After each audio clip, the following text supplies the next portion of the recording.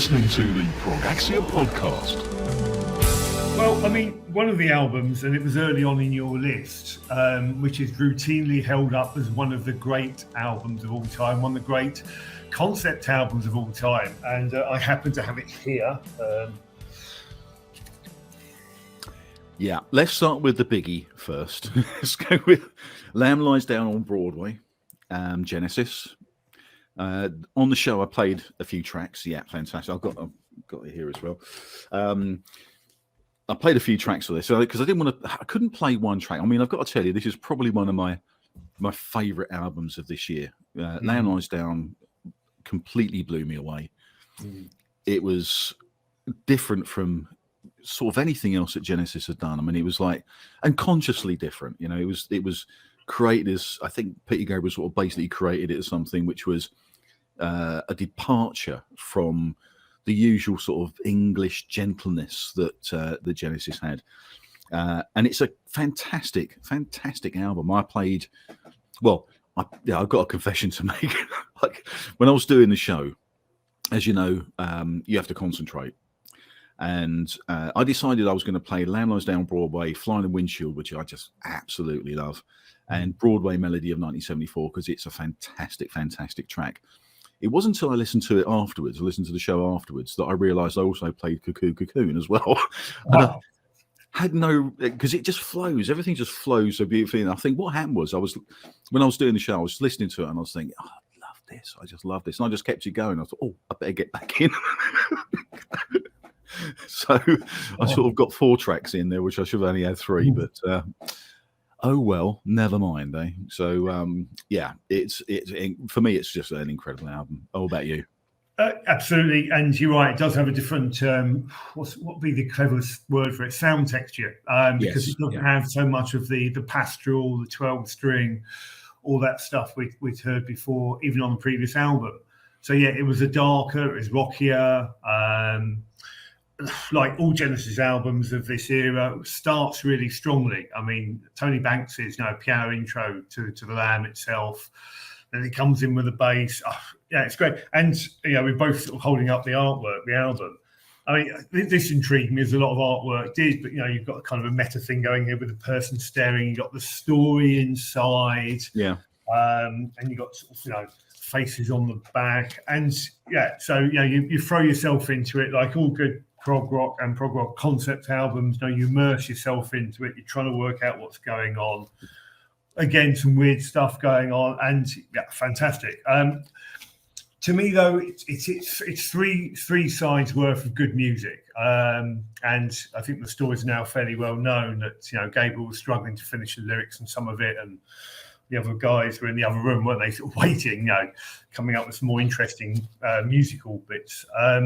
But still very, very strong. And the other track for me, because Seconds Out is such a big album, The Carpet Crawlers. Yeah. It's just, it's got mood, it's got atmosphere, it's got, Hackett doing what he does so well. So yeah, really strong album. Really strong. I mean, when you think about how prolific Genesis were, I mean, I was just thinking about this. I was actually talking to a mate of mine the other day about this. And he sort of mentioned there's every so often on an album there's a weak track or a few little weak bits and things like that. Now personally I don't really feel that. I feel that it yes, I think if you can be really critical about it and you can say there's a few bits and pieces on there like Waiting Room and things like that. But to me, I mean and Waiting Room's 5 minutes, or just over 5 minutes long. And arguably they could have left it out, Yeah. But when I'm listening to this album, and I'm talking about actually sitting down, headphones, listening to the album, the whole thing just, I can listen to the whole of it, and it's everything that is Genesis. But when you think about the how prolific they were over the years, I mean, right from 70. Right through to the end of the decade, there was 9 albums. I mean, it must be 9 albums, I guess. With once Peter Gabriel left and Phil Collins had taken over, but right up to Wind and Wuthering. I mean, just that body of work, 1 album a year basically. Even as a couple in was it 77? I think it was, or 76. I can't remember. 76, yeah, beginning and end. Yeah, so a couple of albums in 76. You know, when you think about that span of time, so they have to write an album, and every single one of them is mind blowing. The musicianship is incredible. You know, actually getting in and recording and touring all this, and then at the end of it, going into something like Lamb Lies Down, with you know Gabriel's era, the end of Gabriel's era, Lamb Lies Down. When you think you know those tracks like you know Lamb Lies Down, Fly on the Windshield, Broadway Melody, In the Cage is on there, Back in N.Y.C, Counting Out Time, which I think is again, it's one of those tracks which it's not particularly Genesis, but within this body of work, this Lamb Lies Down on Broadway body of work, you know, the double album, it sits there and it's a quirky little funny thing, but it's sort of his, you know, if you think about Rail's mindset at the time, you know, and just like seeing it as whimsy and things like that. But you know, then you've got Lamia and Supernatural, Anaesthetist, and all those sort of things. But then he goes into the sort of Colony of Slipper Men, and then you got Ravine, and you know, Light Dies Down on Broadway, and then Riding the Screen, It, and the Rapids, and you know, it just absolutely amazing how it sort of all come together, and they actually got it done. You know, that's why we can sort of look at these albums as separate things, but when you think of that body of work from 70 right through to when Gabriel left in 74. It's astonishing, really, isn't it? It is, and you know, Genesis sometimes get accused of being a bit fey, whimsy was the word you used, you know, the pastoral stuff and so on. And there is that, you know, but there is the light and shade. So the previous album, Dancing with the Moonlit Night, you know, starts with a sort of like solo Gabriel, sort of like a cappella by himself sort of thing, but then it comes in with the bass and so on. Yeah. And on this album, I mean, the tracks you mentioned there. And if anyone hasn't heard it, no, Fly on a Windshield is fantastic. You've suddenly got that moment when it comes in. It's like, Supper's Ready with Apocalypse in 9/8. You know, yeah. When Genesis wanted to rock, you know, they could put all this stuff together, and it's powerful. Yeah. And you're right. You know, back in N.Y.C, you know, that's this is you know, never mind Otis Redding. This is Gabriel going punk, isn't it? At this stage. So. Well, do you know, and back in N.Y.C was when we went to see Six of the Best. That's what they come on with. They come on, I think, I mean, my memory is really bad at the best of times, but we've spoken about this. I mean, my friends have spoken about this since then. And I can remember them coming on in a coffin. And it starts off with Back in N.Y.C. That gig started off with Back in N.Y.C. And it was like, what a perfect way to start that Six of the Best gig with Gabriel coming back. Yep. Even though it was pissing me with rain all day, and it didn't matter. It wasn't going to rain on your parade. It didn't rain on my parade, no. But yeah, and if you actually look at some of the lyrics on this album as well, it's stunningly good lyrics. Because I think the thing is, right, if you think about the time when I got into Genesis was probably sort of 76 realistically. 76, 77 was when I was like really in Genesis. Used to go and see them. Obviously, without Gabriel, I was a bit late to the game with that, like a lot of people my age. But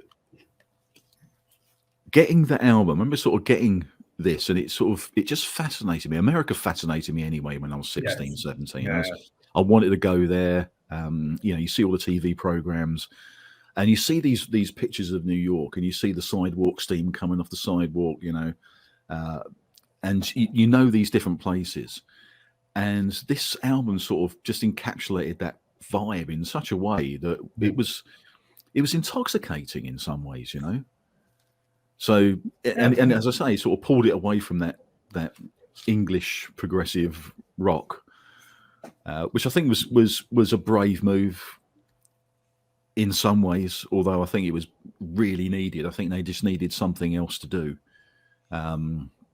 But, you know, Fly on a Windshield, as you say, I mean, to me, that was, when that comes in, that is probably one of the most powerful entrances to a song that I think I've ever heard. And we talk about sort of things like heavy metal and stuff like this. Is heavier than any of that sort of stuff. Just the just the vibe of it. It's just absolutely amazing. Yeah, well, we're going to talk about Crimson's Red later, aren't we? To me, some of the lyrics are a little bit forced, but there's always stuff that I learned. So again, when this came out, I didn't know who the Lamia were. I didn't realise this was actually a thing. I just thought he'd made it up. Yeah. The previous album, I didn't know who Father Tiresias was. I just thought, perhaps it's a good rhyme man. So I didn't know who Marshall McLuhan was. And now I know the medium is a message. But sometimes it just strains a little bit. So because I remember inside the album, Rail likes a good time. I like a good rhyme. So if his story doesn't stand, I might lend a hand. You understand, i.e. the rhyme is planned. I mean, it's like some of it was a bit... It is. And again, when I got the album, and I started, this is this huge story in the middle of it. I got to admit, I never read that when I was a kid. When I got it, I probably started and I went, nah. I mean, I've read it since, and it's okay. It's okay. But what always I love was like reading the lyrics, just going through the lyrics with the album, and it just brought it all to life. So all in all, an absolutely fantastic album. And I say I tell you the lyrics. I'm thinking of like Broadway Melody in 1974, things like that. Where you got Ku Klux Klan, Hot Soul Food, and the band plays in the mood and all that sort of stuff. I love Carl Cheeseman sniffs the air. Yes. Carl Cheeseman sniffs the air and leads the parade. Yeah. He knows in a cent you can bottle all you made. Now, and the melody on that stuff is just superb. So right. big thumbs up for Lamb Lies Down. Let's stick that to one side. Yeah, thanks for joining us on the ProgAxia podcast. Don't forget to like this video and also to leave a comment and subscribe to the channel. It really does help us. We'll see you next time.